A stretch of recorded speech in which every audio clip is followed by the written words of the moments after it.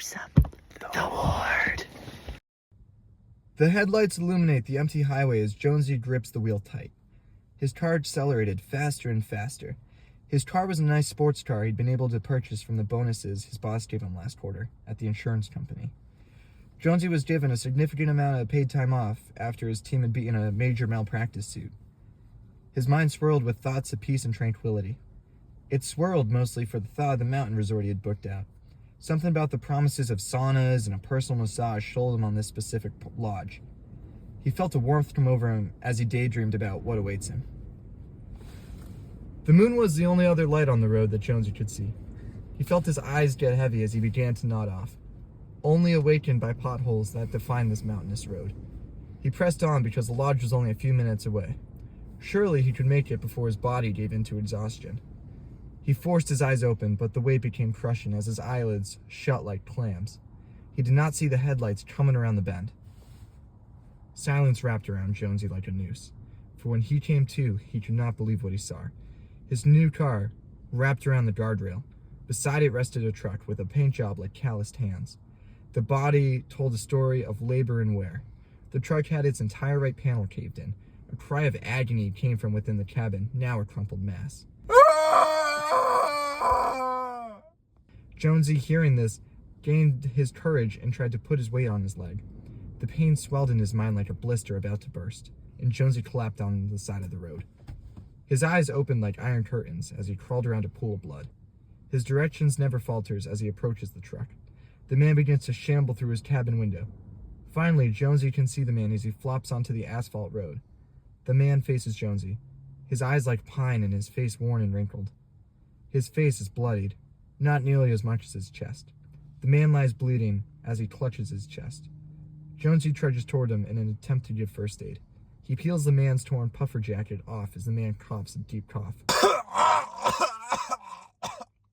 Jonesy looks at the wound and finds what he had hoped he would not see. A piece of glass embedded into the man's side. It must have been nearly 6 or 7 inches long as it had pierced him with half of it inside the man's chest cavity. Jonesy looks at the man concerned and says, "Holy hell, mister! You're gonna be okay! We'll get you to a hospital!" The man looks up at Jonesy, his eyes like drops in the rain. He hoarsely says, "I don't want to die alone, mister. My name is Arthur. Please don't leave me. She's waiting for me. Tell her I'll be there." Jonesy looks toward the muscular man as his eyes flash like a child's face as tears quietly run down the wrinkled cheeks. "Well, you're not dying, Mr. Arthur. I'll call the police. Just stay breathing and stay with me." Jonesy reaches for his pockets to grab his phone. He curses under his breath when he realizes it is not there.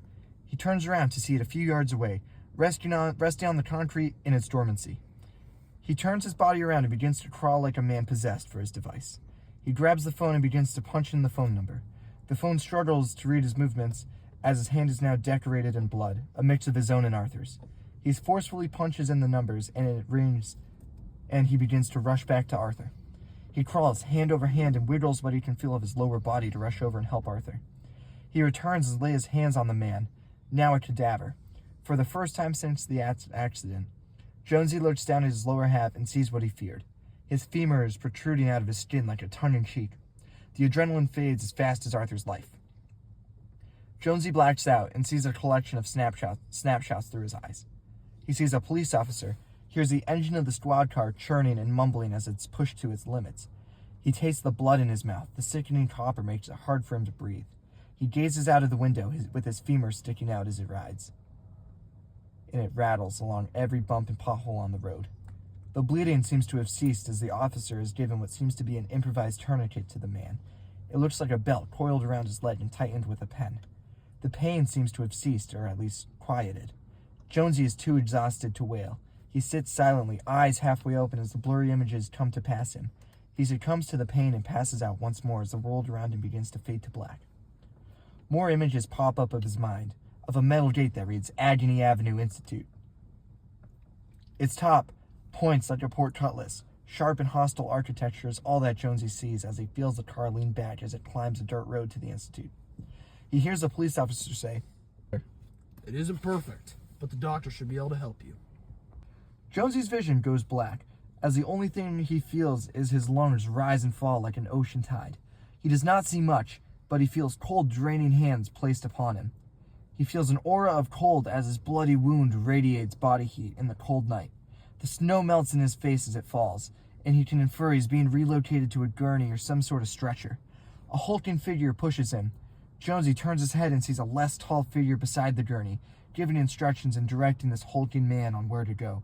Jonesy drifts off in his pain-induced slumber once more as he begins to feel the warmth of the institution warm him up.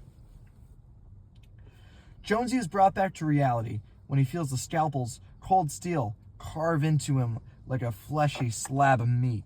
He screams and shoots up mid-operation.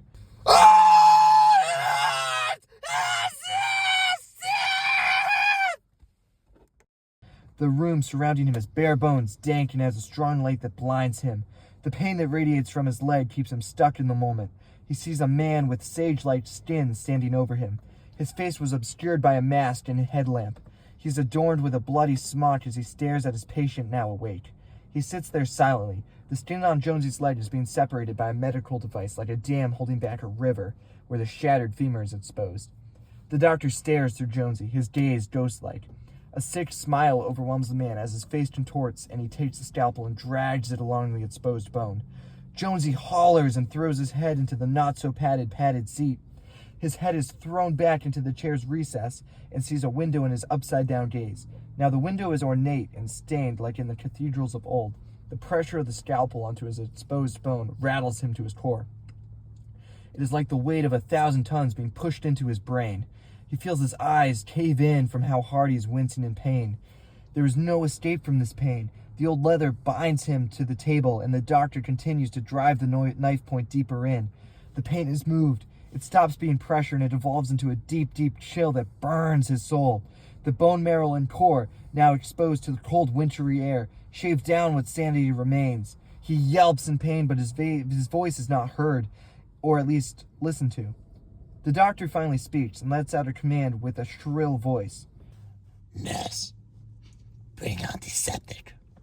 His voice, spoken in a gentle, intimate tone, its soft razor's edge cuts through the screams in Jonesy's head. The hulking figure in a nurse's outfit returns and hands something to the doctor. Jonesy cannot see it. His eyes are closed and his head is thrown back. After a second, a gentle thud is heard on the floor. Jonesy panics and forces his sight open, afraid it would be a part of himself that is no longer attached. His mind quiets the pain as he sees something much more sinister. He sees a blue bottle cap ricochet off the ground. Jonesy's eyes dart open. He knows the cap. The bottle cap dances in a circle almost out of defiance and then rests. On top of it is a sticker that reads Clorox, bleach. Jonesy shudders as the doctor dumps the contents of the container into the bone. Jonesy went limp. The pain overwhelmed his body. He dreamed of death, but that was a blessing the doctor would not give. The doctor poured out another round of it, and this time Jonesy's body did feel it. Every second of it. His bones shrieked a shrill tone of agony. He quiets murmurs were silenced no more. Ah! Ah! Ah! Ah! As he slammed his jaw shut in pain, his tip of his tongue caught in the crossfire, the tip now writhing on the floor. The doctor hums to himself a gentle melody as he continues the operation. His tune briefly stopped when interrupted by the shriek. He promptly resumes it and rocks his head to the melody. Jonesy goes limp and his world goes black, his last senses of the cold rubber glove placing themselves upon him. The light of the sun is not enough to warm Jonesy's body. He rises in what looks like a ward. The room looks like an open chamber that has a collection of beds only separated by cloth curtains, for it is the illusion of privacy. Jonesy's legs are hidden underneath cloth linens that he cannot reach. His hands are bound once more to the top of his bed. He wriggles his tongue around and finds that it is reconnected. The sensation of the stitches rubbing against his teeth startle him. He tries to wiggle his toes to test the feel in his legs. His left leg wiggles and moves freely. He still has little to no feel in his right. Time passes and Jonesy lingers on. A man pulls the cloth curtain to the side and reveals himself to Jonesy. He is a short man with pale, sickly skin. He stands beside the man for a moment and reaches for the leather ties holding Jonesy back. They become slack and the man helps Jonesy to a vertical position. Although still in his bed, so as not to put weight on the leg, The room has little to no noise. No one dare make a sound. Not even the loudest of breathing feels safe. Even in here, everything feels afraid to exist. And even the sun rays feel embarrassed to be alive in this room. Then a voice breaks. Hey, I'm Henry. Says the man in a hushed voice. He reaches out a hand, and as Jonesy goes to shake it, he notices something off. The man's hands are on opposite arms. The left hand is on the right and vice versa. Jonesy reaches his arm and twists it as to match the hands. I'm Jonesy. Your hands, were they... An operation I had done. Henry's tone shifts subtly with that statement. A brief shudder takes hold. Jonesy sees a collection of scars that must be where the stitches were circling his arm, where it meets his hands. Jonesy looks around once more at his surroundings. The room has locks worn like jewelry. Every cabinet, every drawer, everything is locked and fastened tightly in this oppressive room. Jonesy tries to stand up and begins to peer down at his leg. He pulls the linen veil off of his lower half and sees what became of his limb. His mouth opens in shock. His right leg is now on backwards. The kneecap has been placed in reverse as well as his foot. He tries to put weight on it and try not to topple over at the same time. Both of his knees want to buckle, but they cannot decide on which direction to cave. Oh, I thought he was going to do worse things. Some of us were not as lucky as you, Mr. Jonesy. Jonesy stares at Henry, a little concerned at the lack of caring given by his fellow patient. Henry observes this and nods in a moment of clarity. Then he reaches behind them and pulls another curtain. There is a man with his face bandaged in cloth wraps like a burn victim. Henry says to Jonesy with a little hint of force in his voice, Take those wrappings off of him, Jonesy. Maybe you will appreciate your circumstances more.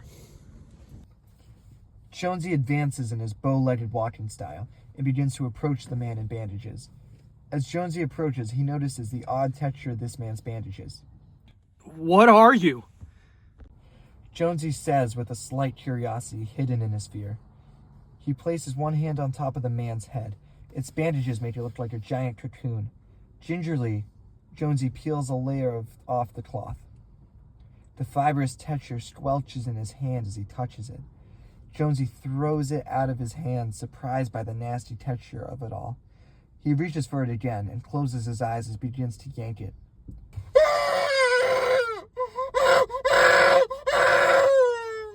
Jonesy begins to peel the bandages off a lot quicker as he wants to help the man. He feels a twitch when his knuckles graze a layer over the fabric. It twitches almost like an eye. Jonesy shrugs it off and reaches behind his head to peel some of the layers off. The fabric there is wet and almost salivated on. He closes his eyes and follows the wrappings. Eventually, after more brushes with separate facial parts that twitch, he's brought down to the lower neck and throat area. Jonesy peels off the final piece and feels something sharp poke his finger. The poke is sharp like a needle or maybe a nail, and it draws blood from the index. The bandages are all cast aside, and the man sits with his face fully exposed. A moment of silence swells as everyone around stares at what should not be. Its features are so inhumane that it takes everyone away from the moment as they stare. He has 6 eyes inserted into his face, like an insect or a fly. His mouth cavity has been relocated to the back of his head, and a second one has been made in his neck. This second mouth is much more ramshackle and improvised. Instead of there being a jawbone, there's a fleshy wound decorated with animal teeth and other sharp objects supposed to represent teeth. The eyes blink in a random frequency as 2 mouths open and begin to wail. Jonesy stares bewildered at this creature. Jonesy murmurs to himself indistinctly, What have you become?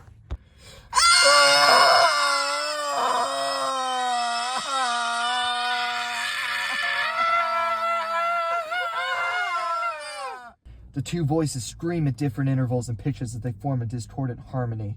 Henry stands there and mutters to himself. He twitches violently. Henry's eyes go wide and he lunges at the restrained man and begins to cut at him with some sort of shiv or makeshift knife. Shut up, you'll summon him. Henry cries in a whisper as he draws the blade back for another stab. The blood flows free as Jonesy stumbles away, his legs buckling, and he soon is crawling once more. From the stone doorway comes a thunderous set of feet. The word goes quiet as the pair of feet soon double, and soon everyone is resolved to silence. The quiet only provokes the feet as they march and soon race towards this area. As everyone lies in their journeys pretending to be asleep, only one person remains on the floor. Jonesy. He lies next to his gurney. He is unable to stand up with his two knee joints working in opposite directions. He recognizes the sounds of the pair of feet. It's the nurse and doctor. The sound is familiar to him, as it's the ones who wheeled him into this hell on the gurney. Afraid of what these feet may mean, Jonesy closes his eyes and lets his body go limp. The feet slow down, and Jonesy feels a familiar presence in the room. The mental anguish this brings makes him unable to be quiet, and he belts out a yell. Ah! The doctor comes running over and examines the situation. He sees his patient beside Jonesy, now a bloody mess, and he sees Jonesy quivering on the floor. For the first time, Jonesy is able to see the doctor and nurse beside him. The doctor is a lanky figure with sharp, needle-like hands and a face with skin green like an infection. The doctor's mismatched eyes stare a cold, deathly gaze at the poor man as he quivers on the floor. The nurse is a hulking monstrosity with sewn-together skin from multiple sources, as shown by not only color but the texture of the skin. Some areas are patchy and have almost fur. Others have stretched and tan layers of human flesh. He is defined by the stitches that refuse to break and hold him together. The doctor stares at him and his mouth lets out a whisper. Brutus, grab our patient and prepare the operating room. Yes, doctor. Replies Brutus in a cold murmur. No! Cries Jonesy, but his cries are meaningless as the creature grabs hold of him and drags him away. The cold light flickers, the asylum whispers suffering as Jonesy wakes up to find himself tied onto a chair. The operation must have gone well as he wakes up, still breathing. The iron shackles fasten him and all of his limbs to the chair. The chairs and shackles are old and rusted. What the hell's going on? Does anyone even know I'm here? Jonesy wonders to himself as he stares at the cobwebs and rusted chairs and shackles in this room. Another light flickers to life, and Jonesy sees a man sitting across from him. It's Henry. His eyes were covered by a cloth. The cloth shakes every few seconds. Henry must be awake and blinking. Jonesy thought to himself. Afraid of the consequences for calling out, Jonesy remains silent but observant. Jonesy tries to examine his limbs for what happened when he was unconscious, but he is unable to observe anything wrong. Perhaps that is the most unnerving part. The doctor struts into the room, whistling to himself a cold tune that echoes off the chamber walls. Henry has his lips stitched together and begins to yell through closed lips.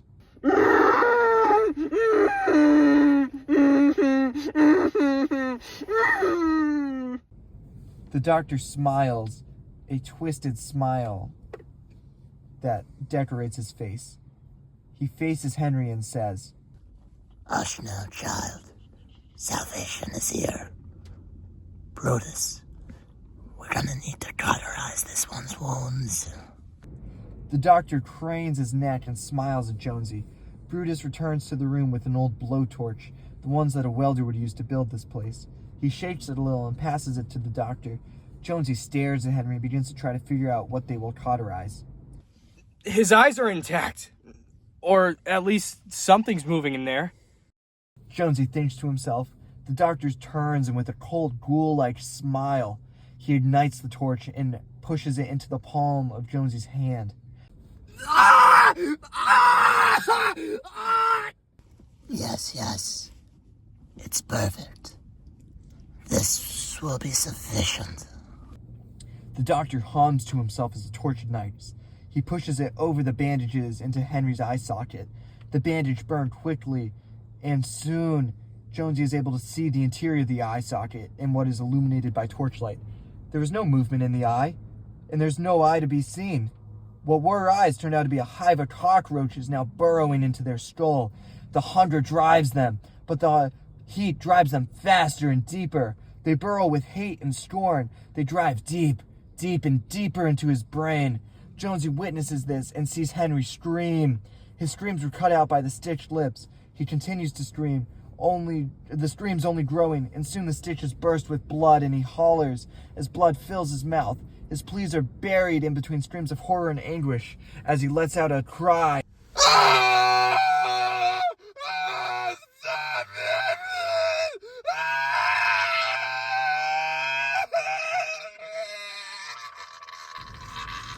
The cries of Henry muffle as the insects fall into his mouth and spill onto the floor. In the chaos of all of this, Jonesy begins to shift his weight in his arms, and soon he begins to slowly rip apart the rusted chains of old. First his arm, and then his leg, and soon all of his limbs are free. He sprints. The screams of Henry fade into the background as he races down the hall. His sprint is reduced by his legs working in opposite directions, but it doesn't matter. Nothing does. If he cannot get out now, he never will. Jonesy turns a corner and wipes out when his leg buckles after being pushed the wrong way. He lies, collapsed on the floor once again. His eyes weep as he knows what comes next. A cold needle pierces his back, and Jonesy is sedated once more. He lies on the operating table where this all started, the doctor presiding over him once more. His cold, nasally voice speaks, and he says, The people who come here are lost. I help them find themselves. I expose their true form, but they never appreciate reality. They don't appreciate the clarity I give. Jonesy sees the bottle of bleach next to him. His hand is unbuckled too. In a moment, he grabs the bottle of bleach and throws its contents at the mad doctor. No fluid comes out, and the bottle is empty. Jonesy, mustering what he can, throws the empty bottle. It strikes the doctor with a thud and falls to the floor. Jonesy rises to his feet and looks for an escape. The doctor and Brutus block the way. He grabs his shoulders and throws himself towards the glass window he previously took note of during previous operations. His feet run with a ferocity never before seen. He leaps into the stained glass window like a brick and is sent flying through the air. The glass shatters and impales his torso, but he does not care. He falls down the snowy hilltop and tumbles further and further. His momentum dies at the base of the hill. He is a mangled, bloody mess, but his body carries on. His limbs go in opposite directions. His gaze back up at the dilapidated building on the hilltop. A lone figure stands in the empty window frame, staring, waiting like a predator on its haunches. He observes the man walk, bow-legged into the tree line. He grips his scalpel with rage as he turns away from the window. The sun sets, inviting the danger of night.